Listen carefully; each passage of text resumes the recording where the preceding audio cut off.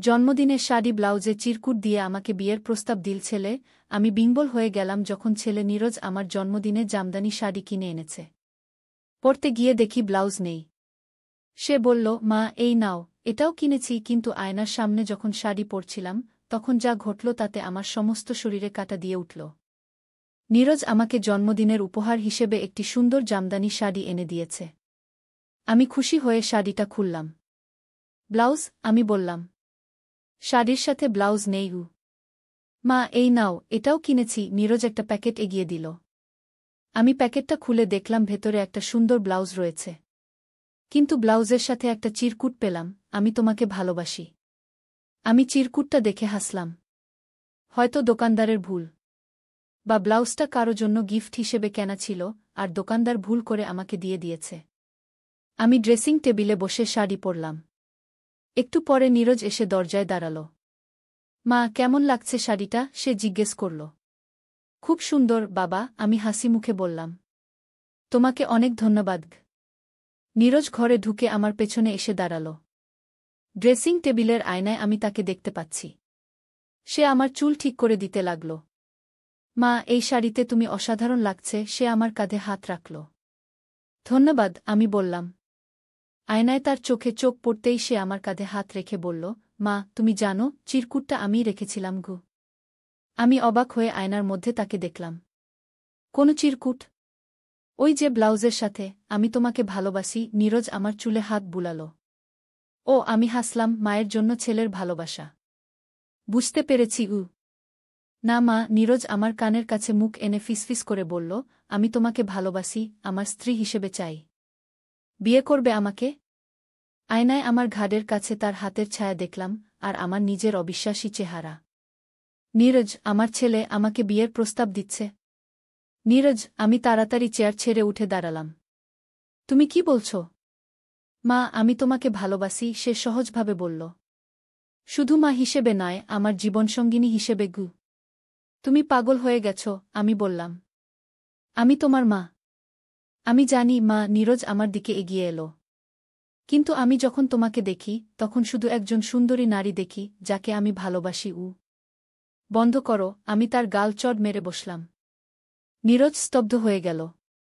তার গালে আমার হাতের ছাপ। কিন্তু তার চোখে এখনও সেই চাহনি। মা সে আবার শুরু করল, আমি জানি তুমি রেগে গেছ। কিন্তু একটু ভেবে দেখো আমরা কত সুখী হতে পারি একসাথে। বেরিয়ে যাও আমার রুম থেকে। আমি প্রায় চিৎকার করে উঠলাম। এই গল্পটি সম্পূর্ণ শুনলে আপনাদের পানি অটোমেটিক বের হয়ে যাবে, সো যত দ্রুত সম্ভব হাতের কাছে টিস্যু নিয়ে বসে পড়ো।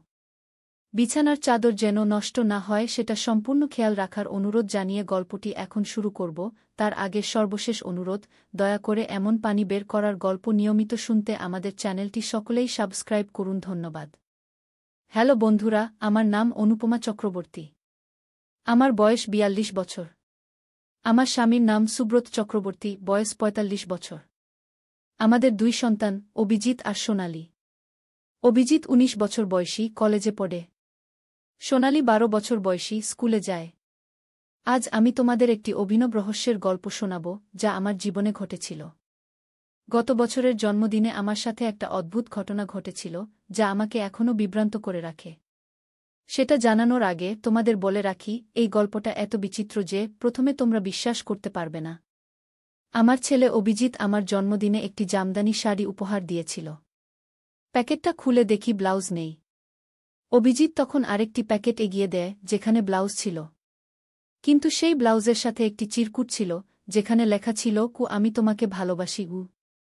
আমি ভেবেছিলাম হয়তো দোকানদারের ভুল, কিংবা উপহারের ব্লাউজে এমন প্রেমের বার্তা থাকা স্বাভাবিক। আমি আমার ঘরে গিয়ে শাড়িটা পরলাম। অভিজিৎ দরজায় এসে দাঁড়িয়ে বলল, মা শাড়িটা কেমন লাগছে? আমি বললাম, খুব সুন্দর। সে আমার পিছনে এসে দাঁড়াল আর আয়নায় আমাদের প্রতিবিম্ব দেখে বলল, মা সেই চিরকুটটা আমিই রেখেছিলাম। আমি অবাক হয়ে জিজ্ঞেস করলাম, কেন? সে আমার কানের কাছে মুখ নিয়ে বলল, মা আমি তোমাকে শুধু মা হিসেবে নয়, আমার স্ত্রী হিসেবেও চাই। আমি হতবাক হয়ে গেলাম। আমার নিজের ছেলে আমাকে বিয়ের প্রস্তাব দিচ্ছে। আমি তাকে চড় মেরে ঘর থেকে বের করে দিলাম। কিন্তু এটা ছিল শুরু মাত্র। পরের দিন সকালে আমি একটি চিঠি পেলাম। চিঠিতে লেখা ছিল, প্রিয় অনুপমা, তোমার সামনে এই রহস্য খুলছি। অভিজিৎ তোমার ছেলে নয়। সে আমার ভাইয়ের ছেলে, যাকে আমি তোমাদের কাছে পালনের জন্য দিয়েছিলাম।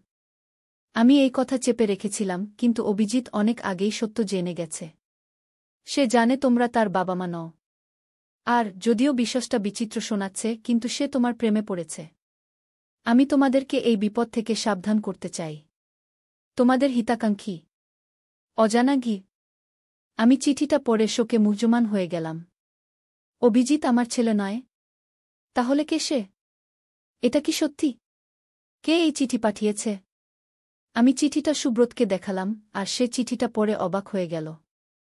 আমরা সিদ্ধান্ত নিলাম যে এটা কারো রসিকতা বা প্রতারণা হতে পারে। কিন্তু সন্দেহ আমার মনে বাসা বাঁধল। অভিজিৎ কি সত্যিই আমাদের ছেলে নয়? পরের দিন আমি সুব্রতের অফিসের ফাইল ক্যাবিনেট থেকে অভিজিতের জন্ম সার্টিফিকেট খুঁজতে লাগলাম। সেখানে আমি একটি পুরনো ফোল্ডার পেলাম, যেখানে লেখা ছিল অভিজিৎ দত্তক নেওয়া গু। আমি ফোল্ডারটি খুললাম, আর সেখানে দেখলাম দত্তক নেওয়ার কাগজপত্র। চিঠিটা সত্যি ছিল। অভিজিৎ আমাদের জৈবিক সন্তান নয়। আমি কেঁদে ফেললাম। কেন সুব্রত আমাকে সব এতদিন লুকিয়ে রেখেছে? আমি যখন কাগজপত্র দেখছিলাম, তখনই সুব্রত অফিস থেকে ফিরল। সে আমাকে ফোল্ডার হাতে দেখে থমকে গেল। অনুপমা ঘ। সে ধীরে ধীরে বলল। কেন আমাকে বলনি? আমি অশ্রুসদিত কণ্ঠে জিজ্ঞেস করলাম। সুব্রত নিচু গলায় বলল, আমরা ভেবেছিলাম তোমাকে বলার দরকার নেই। তুমি তখন খুব অসুস্থ ছিলে, আর ডাক্তার বলেছিল তুমি কোনোদিন সন্তান ধারণ করতে পারবে না। অভিজিৎ তখন মাত্র কয়েক দিনের শিশু। তাহলে সেই চিঠিতে লেখা সত্যি? অভিজিৎ জানে সে আমাদের ছেলে নয়? সুব্রত মাথা নাড়ল। না, আমি নিশ্চিত সে জানে না। কে এই চিঠি পাঠিয়েছে? তখনই বাড়ির ঘণ্টা বাজল। আমি দরজা খুলতে গেলাম। দরজা খুলে দেখি এক অপরিচিত মহিলা দাঁড়িয়ে আছেন। আপনি অনুপমা? তিনি জিজ্ঞেস করলেন। হ্যাঁ, আপনি কে? আমার নাম অঞ্জলি। আমি অভিজিতের জৈবিক মা। আমি হতবাক হয়ে গেলাম। আপনি? আপনি সেই চিঠি পাঠিয়েছেন? হ্যাঁ। আমি আপনাকে সাবধান করতে চেয়েছিলাম। অভিজিৎ সত্যিই আপনার সন্তান নয়। সে আমার ভাইয়ের ছেলে। আমি তাকে আপনাদের কাছে দিয়েছিলাম, কারণ আমার ভাই ও তার স্ত্রী একটি দুর্ঘটনা মারা গিয়েছিলেন, আর আমি তখন একা একটি শিশুকে লালনপালন করতে অক্ষম ছিলাম। এখন কেন ফিরে এসেছেন? সুব্রত জিজ্ঞেস করল। কারণ অভিজিৎ সব জেনে গেছে। সে প্রায় 1 বছর আগে আমার খোঁজ পেয়েছিল, আর আমাদের দেখা হয়েছিল। আমি তাকে সব সত্য বলেছিলাম। কিন্তু তার প্রতিক্রিয়া আমি আশা করিনি। সে বলল সে অনুপমাকে ভালোবাসে, কেবল মায়ের মতো নয়, একজন নারী হিসেবেও। আমি ও সুব্রত দুজনেই স্তব্ধ হয়ে গেলাম। আমাদের ছেলে? না, ছেলে নয়, আমাদের দত্তক নেওয়া ছেলে। সে আমাকে ভালোবাসে? এটা কিভাবে সম্ভব? অঞ্জলি, আপনি নিশ্চিত? আমি জিজ্ঞেস করলাম। হ্যাঁ, সে আমাকে বলেছে। আমি ভেবেছিলাম বয়সের সাথে সাথে এটা চলে যাবে। কিন্তু তা হয়নি। এই কারণেই আমি আপনাকে সাবধান করতে এসেছি। অভিজিৎ একটি গভীর মনোবৈজ্ঞানিক সমস্যা দিয়ে যাচ্ছে। তাকে সাহায্য করুন। ঠিক তখনই অভিজিৎ স্কুল থেকে ফিরল। সে অঞ্জলিকে দেখে থমকে গেল। আপনি এখানে কি করছেন? অভিজিৎ জিজ্ঞেস করল। অভিজিৎ, আমরা সব জানি, আমি ধীরে ধীরে বললাম। আমি তোমার মা নই। না, অভিজিৎ চিৎকার করে উঠল। তুমি আমার মা। আমি তোমাকে ভালোবাসি। হ্যাঁ, আমি তোমাকে ভালোবাসি, কিন্তু একজন মা হিসেবে। আমি বললাম। আমরা তোমাকে সাহায্য করব, কিন্তু এভাবে নয়। তোমার মানসিক চিকিৎসা দরকার। অভিজিৎ অঞ্জলির দিকে ক্রোধ ভরা দৃষ্টিতে তাকাল। আপনি আমাকে বিশ্বাসঘাতকতা করেছেন। আপনি প্রতিশ্রুতি দিয়েছিলেন যে আপনি কাউকে বলবেন না। আমি তোমাকে সাহায্য করতে চাই। অভিজিৎ, অঞ্জলি বললেন। এটা তোমার জন্য ভালো নয়। অভিজিৎ হঠাৎ ঘর থেকে বেরিয়ে গেল। আমরা তার পিছু নিলাম, কিন্তু সে ততক্ষণে রাস্তায় নেমে গেছে। আমরা গাড়িতে করে তার পিছু নিলাম। আমরা দেখলাম অভিজিৎ শহরের পুরনো লাইব্রেরিতে প্রবেশ করল। আমরা তার পিছু নিয়ে লাইব্রেরিতে ঢুকলাম। লাইব্রেরিটা ছিল প্রাচীন, ধুলো ভরা, আর প্রায় জনমানবশূন্য। আমরা অভিজিৎকে খুঁজতে লাগলাম। লাইব্রেরির পিছনের দিকে একটি গোপন কক্ষে আমরা অভিজিৎকে খুঁজে পেলাম। সে কিছু প্রাচীন বই দেখছিল। আমরা যখন ঘরে প্রবেশ করলাম, সে তাড়াতাড়ি বইগুলো বন্ধ করল। অভিজিৎ, আমরা শুধু তোমাকে সাহায্য করতে চাই, আমি বললাম। আমরা তোমাকে ভালোবাসি।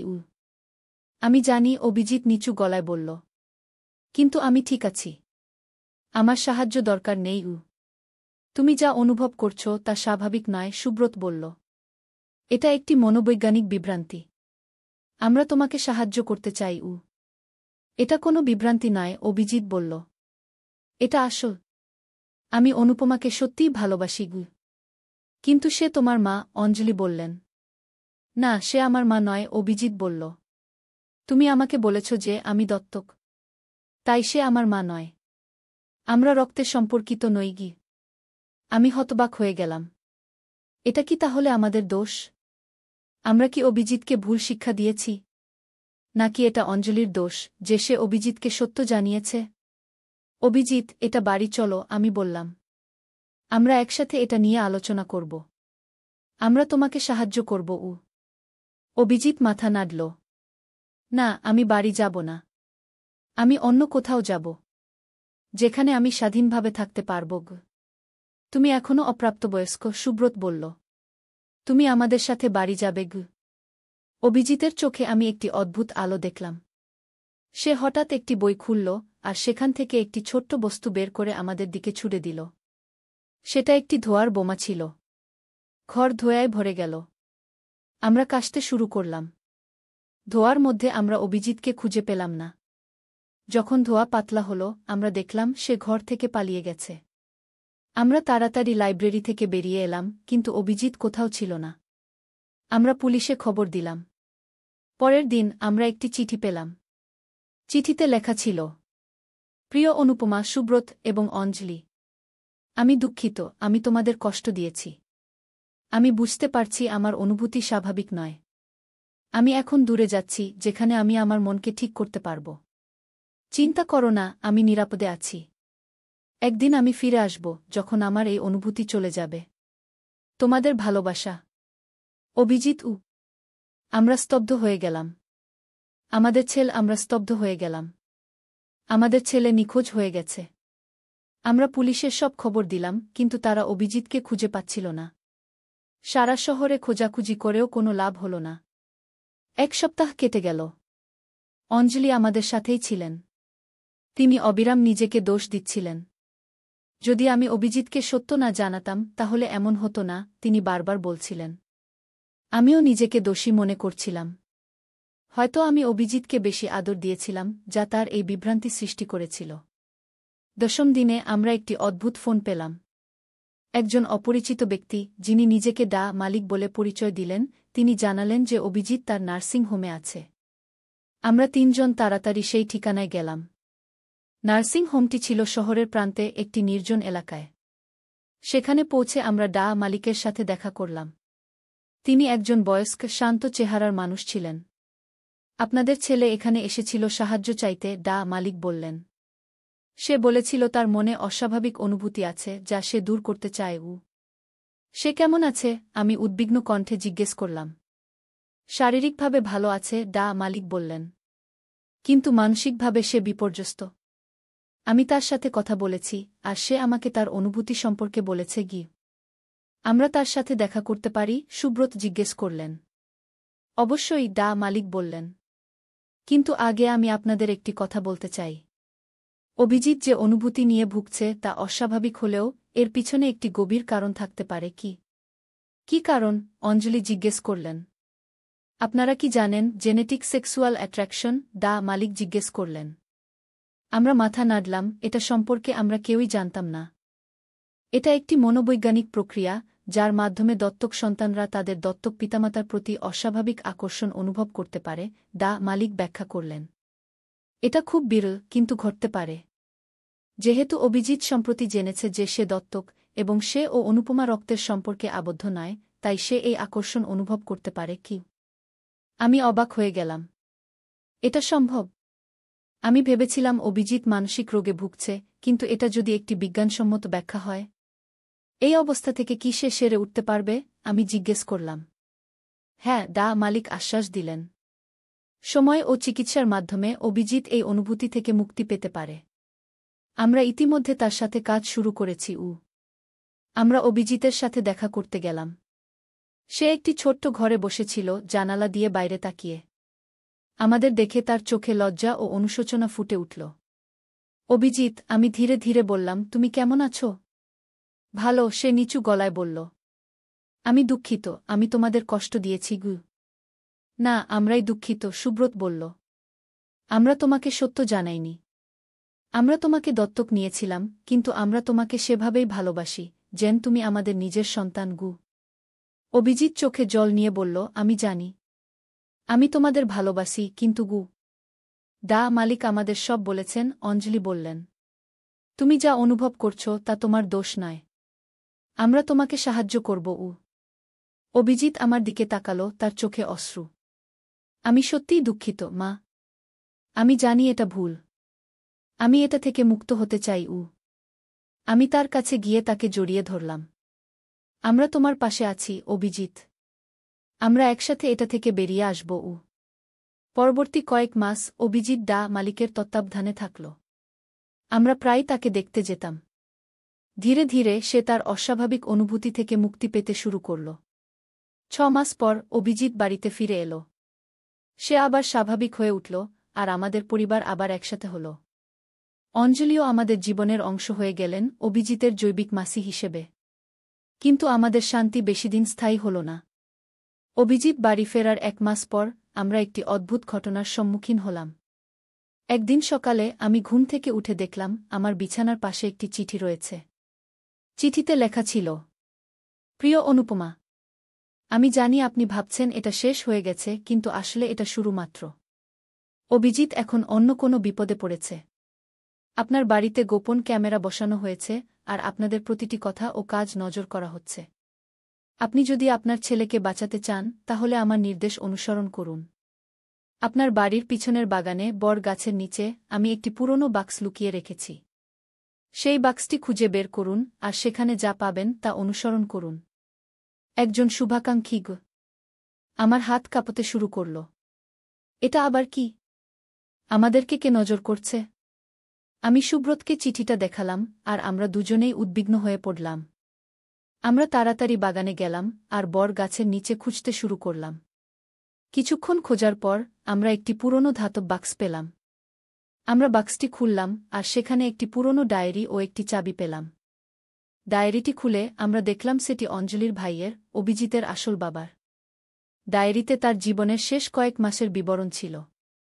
আমরা পরে জানলাম তিনি একটি গবেষণা প্রতিষ্ঠানে কাজ করতেন, যারা গোপনে মানব মস্তিষ্কের উপর গবেষণা করত। ডায়েরির শেষের দিকে তিনি লিখেছিলেন যে তিনি একটি ভয়ঙ্কর গোপন পরিকল্পনা আবিষ্কার করেছেন, আর তিনি নিশ্চিত যে তাকে হত্যা করার চেষ্টা করা হবে। আমরা স্তব্ধ হয়ে গেলাম। অভিজিতের আসল বাবা-মা সড়ক দুর্ঘটনায় মারা যাননি। তাদের হত্যা করা হয়েছিল। আমরা ডায়েরির শেষ পৃষ্ঠায় আরও দেখলাম তিনি লিখেছেন যে তার সমস্ত গবেষণা ও প্রমাণ তিনি একটি সিন্ধুকে লুকিয়ে রেখেছেন, যার চাবি তিনি তার ছেলেকে দিয়ে দেবেন। এই ছেলেই অভিজিৎ। বাক্সে পাওয়া চাবিটি কি সেই সিন্ধুকের? আমরা অঞ্জলিকে ফোন করে সব জানালাম। ঈশ্বর, অঞ্জলি বিস্ময়ে বললেন। আমার ভাই আমাকে কখনো এসব বলেননি। আমি শুধু জানতাম তিনি ও তার স্ত্রী একটি সড়ক দুর্ঘটনায় মারা গেছেন। আপনি কি জানেন তিনি কোথায় কাজ করতেন? সুব্রত জিজ্ঞেস করলেন। হ্যাঁ, তিনি নিউরোসায়েন্স ইনস্টিটিউটে কাজ করতেন, অঞ্জলি বললেন। আমি শুধু জানতাম তিনি মস্তিষ্ক নিয়ে গবেষণা করতেন, কিন্তু কি গবেষণা তা আমি জানতাম না। আমরা অঞ্জলিকে আমাদের বাড়িতে আসতে বললাম। অঞ্জলি এলে আমরা তাকে ডায়েরি ও চাবি দেখালাম। তিনি সেগুলো দেখে অবাক হলেন। এই চাবিটি আমি চিনি, অঞ্জলি বললেন। এটি আমার ভাইয়ের বাড়ির বেজমেন্টে একটি সিন্দুকের চাবি। আমি কখনো সিন্দুকটি খুলিনি, কিন্তু জানতাম এটি আছে। আমাদের সেখানে যেতে হবে, আমি বললাম। সিন্দুকটি খুলতে হবে। আমরা অঞ্জলির ভাইয়ের পুরনো বাড়িতে গেলাম, যা এখন অঞ্জলির। বাড়িটি ছিল ছোট কিন্তু পরিচ্ছন্ন। অঞ্জলি আমাদের বেজমেন্টে নিয়ে গেলেন, আর সেখানে একটি পুরনো সিন্দুক দেখালেন। আমরা চাবি দিয়ে সিন্দুকটি খুললাম। ভেতরে ছিল অনেক কাগজপত্র, কম্পিউটার ড্রাইভ আর একটি ডিভিডি। সিন্দুকের নিচে আমরা একটি চিঠি পেলাম, যেখানে লেখা ছিল, প্রিয় অভিজিৎ, যদি তুমি এই চিঠি পড়ছ, তাহলে আমি আর তোমার মা হয়তো আর এই পৃথিবীতে নেই। আমি তোমাকে একটি ভয়ঙ্কর সত্য জানাতে চাই। আমি একটি প্রতিষ্ঠানে কাজ করতাম যারা মানুষের মস্তিষ্কে মাইক্রোচিপ বসিয়ে তাদের নিয়ন্ত্রণ করার গবেষণা করত। আমি যখন জানলাম যে এই গবেষণা অবৈধ ও অনৈতিক, তখন আমি প্রতিবাদ করলাম। কিন্তু তারা আমাকে চুপ করাতে চাইল। আমি জানি তারা আমাকে হত্যা করবে, তাই আমি সব প্রমাণ এখানে লুকিয়ে রাখছি। এই প্রমাণগুলো পুলিশ বা এফবিআইকে দাও। তারা ইনস্টিটিউটকে বন্ধ করতে পারবে। সাবধান থেকো। তারা তোমাকেও খুঁজবে, কারণ তারা জানে আমি তোমাকে চাবি দিয়েছি। তাই আমি তোমাকে আমার বোনের কাছে রেখে গেছি। অঞ্জলি তোমাকে রক্ষা করবে। তোমার বাবাগু। আমরা চিঠি পড়ে হতবাক হয়ে গেলাম। অভিজিতের বাবা-মা একটি গোপন ষড়যন্ত্রের শিকার হয়েছিলেন। আর এখন অভিজিত বিপদে। আমরা তাড়াতাড়ি সমস্ত কাগজপত্র, ড্রাইভ আর ডিভিডি নিয়ে বাড়ি ফিরলাম। বাড়িতে আমরা ডিভিডি চালালাম। সেখানে অভিজিতের বাবাকে দেখলাম, ক্যামেরার সামনে বসে তিনি যা জানতেন সব বলছিলেন। তিনি বলছিলেন নিউরোসায়েন্স ইনস্টিটিউট নামক প্রতিষ্ঠানটি সরকারের অজ্ঞাতে অবৈধ গবেষণা করছিল। তারা নির্বাচিত মানুষের মস্তিষ্কে মাইক্রোচিপ বসিয়ে তাদের চিন্তা ও আচরণ নিয়ন্ত্রণ করার চেষ্টা করছিল। তিনি আরও বলছিলেন তিনি জানেন তারা তাকে ও তার স্ত্রীকে হত্যা করবে, কিন্তু তার ছেলে অভিজিৎকে বাঁচাতে তিনি তাকে অঞ্জলির কাছে রেখে গেছেন। ডিভিডির শেষে তিনি একটি ভয়ঙ্কর তথ্য দিলেন। তিনি সন্দেহ করছিলেন ইনস্টিটিউট ইতিমধ্যে অঞ্জলির বাড়িতে লোক পাঠিয়েছে, যারা অভিজিৎকে খুঁজছে। অভিজিৎকে রক্ষা করতে হলে তাকে অন্য কোথাও নিয়ে যেতে হবে এবং তার নাম পরিবর্তন করতে হবে। আমরা বুঝলাম, সুব্রত ও আমি যখন অভিজিৎকে দত্তক নিয়েছিলাম, তখন অঞ্জলি ইচ্ছাকৃতভাবে তার আসল পরিচয় গোপন করেছিলেন, যাতে ইনস্টিটিউট তাকে খুঁজে না পায়। ঈশ্বর, অঞ্জলি কেঁদে ফেললেন। আমি জানতাম না এসব। আমার ভাই আমাকে শুধু বলেছিলেন যে কিছু লোক অভিজিৎকে খুঁজছে আর তাকে লুকিয়ে রাখতে হবে। তিনি আমাকে এই ষড়যন্ত্রের কথা বলেননি। গে তাহলে কেন তুমি হঠাৎ আমাদের খুঁজে বের করলে? আমি জিজ্ঞেস করলাম। এবং অভিজিৎকে সত্য জানালে? কারণ আমি ভেবেছিলাম বিপদ কেটে গেছে, অঞ্জলি বললেন। এত বছর পর আমি ভেবেছিলাম অভিজিৎ এখন নিরাপদ। আমি চেয়েছিলাম সে তার আসল পরিচয় জানুক।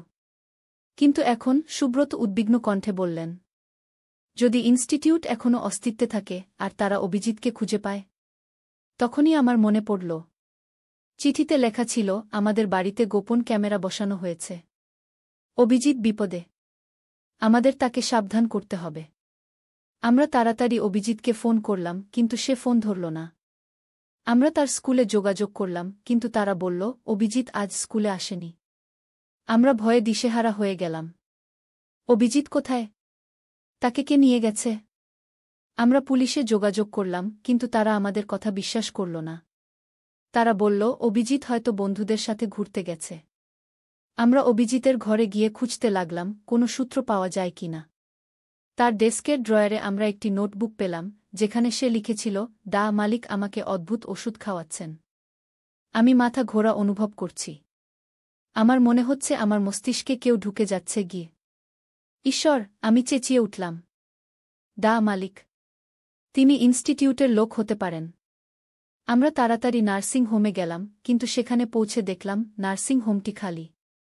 কোনো ডা মালিক, কোনো নার্স, কোনো রোগী, কেউই সেখানে ছিল না। আমরা হতাশায় বাড়ি ফিরে এলাম। আমরা কি করব?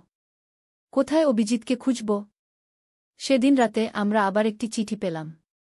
প্রিয় অনুপমা, সুব্রত ও অঞ্জলি, আমি জানি তোমরা অভিজিৎকে খুঁজছ। চিন্তা করো না, সে আমার কাছে নিরাপদে আছে। ডা মালিক আর তার লোকজন তাকে নিয়ে যাওয়ার চেষ্টা করেছিল, কিন্তু আমি তাকে বাঁচিয়েছি। আমি তোমাদের সাহায্য করতে চাই। যদি তোমরা আমার সাথে দেখা করতে চাও, তাহলে আগামীকাল রাত ৮টায় শহরের পুরনো লাইব্রেরিতে এসো। একা এসো, কাউকে সাথে এনো না। একজন বন্ধু। আমরা আশায় বুক বাঁধলাম। অভিজিৎ নিরাপদে আছে? কে এই লোক যে আমাদের সাহায্য করতে চায়? পরের দিন আমরা রাত ৮টায় পুরনো লাইব্রেরিতে গেলাম। লাইব্রেরি তখন বন্ধ ছিল, কিন্তু পিছন